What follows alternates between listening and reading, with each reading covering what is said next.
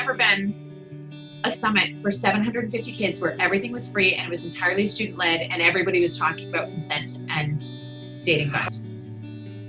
It's never happened. And it was the idea of a 13-year-old. Yeah, it was. And it was completely put together by a 13-year-old girl. Yeah, she pulled together a team of about a dozen kids. I kid you not, all I did was sign the lease. They did everything else. They got all the kids there, they decorated it. I was like, all I did was sign the lease and pick up glitter at the end of the night. And we're from SafeBAE, which stands for Safe Before Anyone Else. We are 2 of the 5 co-founders of a national organization working to end sexual assault among teenagers. So our co-founders were brought together through the filming of a Netflix documentary that's called Audrey and Daisy. Audrey was one of my only true friends. She was always a happy kid, fun kid. And Daisy, she was such a daddy's girl. The film follows 4 survivors and their experiences through being sexually assaulted in high school. I am one of the survivors in the documentary.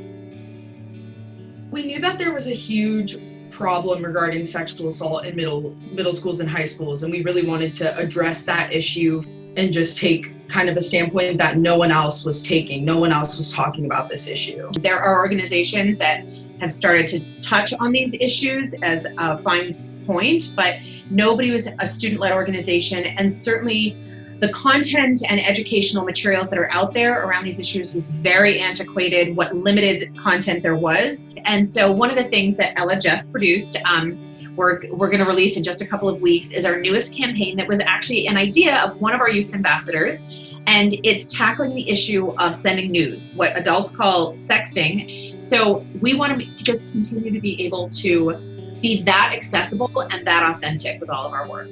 SafeBAE, in doing our work and starting with the youngest generations and doing it, is looking toward creating a generational change. What was considered socially acceptable in previous generations, what my mother's generation would have called a bad date, is no longer acceptable. But we have a lot more work to do to make sure that we continue to share those messages.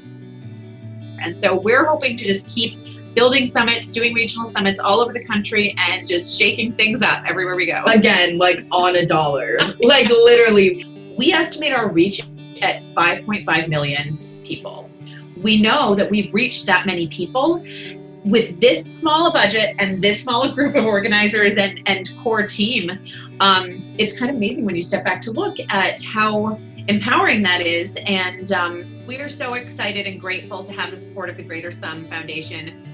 We want to make more connections and reach more people who can help be allies and ambassadors of the work that we do, because again, all of our content is free, but we actually just need more people to know what we're doing. Exactly. And be able to produce more content, yeah. Of course, because there's just never going to not be a need for that. One of our biggest goals and missions in creating this nonprofit was that we wanted to prevent this from happening to anyone else.